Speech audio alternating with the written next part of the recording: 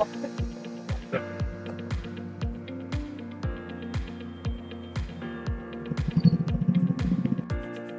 दोस्तों, मैं हूं महावीर जैन और आज हम बात करने वाले हैं अजंता सोया के बारे में।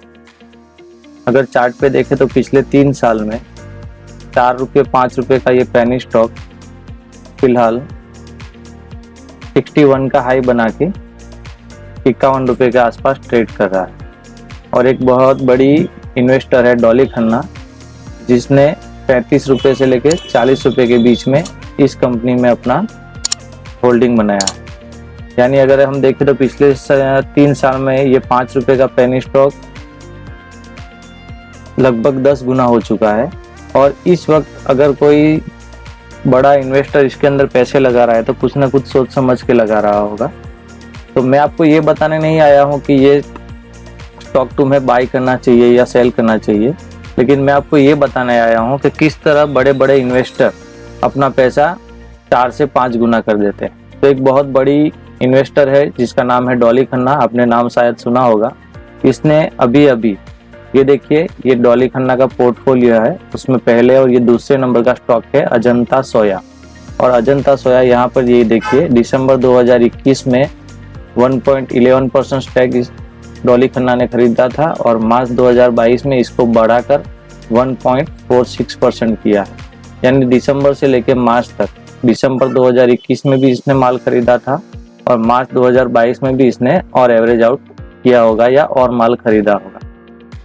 तो अगर चार्ट में देखें हम तो यहाँ पर ये चार्ट लेंगे हम, और यहाँ पर अगर देखेंगे तो दिसंबर 2021 ये देखिए, यहाँ पर दिसंबर 2021 वाले क्वार्टर में ये 25 रुपये के आसपास ये शेयर ट्रेड कर रहा था और वहाँ से लेके मार्च 2022 तक 42 रुपये का रेट बता रहा था और बीच में ये ऊपर 61 तक भी जाके आया था। यानी हम देखेंगे तो 25 रुपये से लेकर 40 रुपये के बीच, यानी 30-35 रुपये के आसपास डॉली खन्ना ने इसके अंदर अपनी होल्डिंग बनाई हुई। और जबकि 3 साल पहले इस चीज़ का रेट 4 या 5 रुपये था। तो इतना महंगा होने के बाद डॉली खन्ना ने ये क्यों खरीदा, मैं आपको ये बताने वाला हूँ। तो इसके लिए सबसे पहले हम जाएंगे प्रॉफिट और लॉस अकाउंट में यहाँ पर, और यहाँ पर हम इसका पिछले 10 साल का सेल्स का रिकॉर्ड चेक करें। तो यहाँ पर देखिए सेल्स है 2011 में 302 करोड़ रुपए, उसके बाद 2012 में सेल्स बढ़कर 370 करोड़ हुआ और उसके बाद देखिए तो लगातार सेल्स धीरे धीरे इंक्रीज हो रहा है।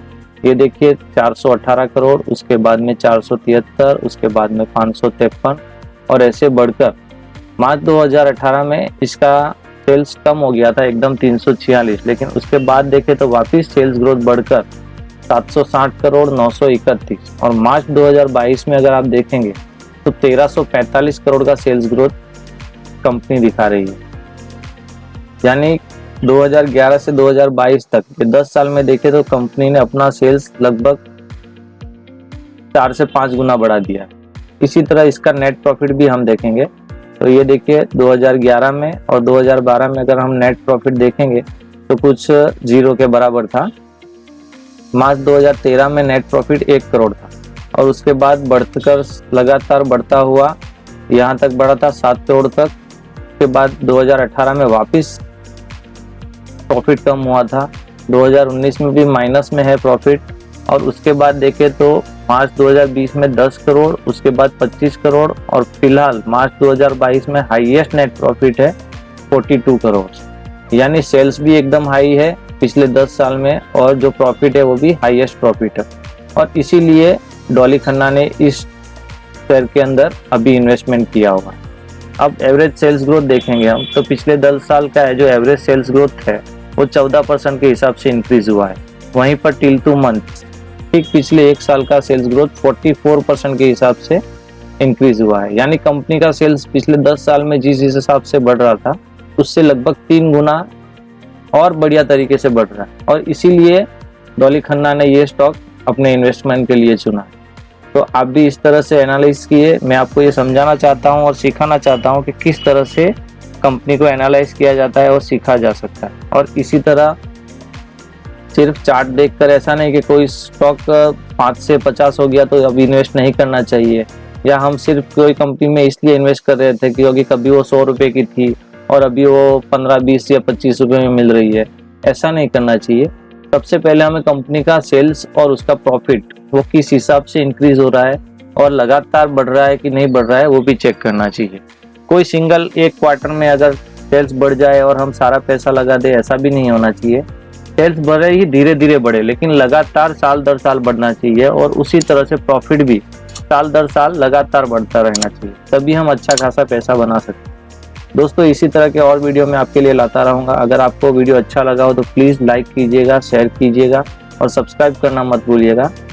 Thank you so much.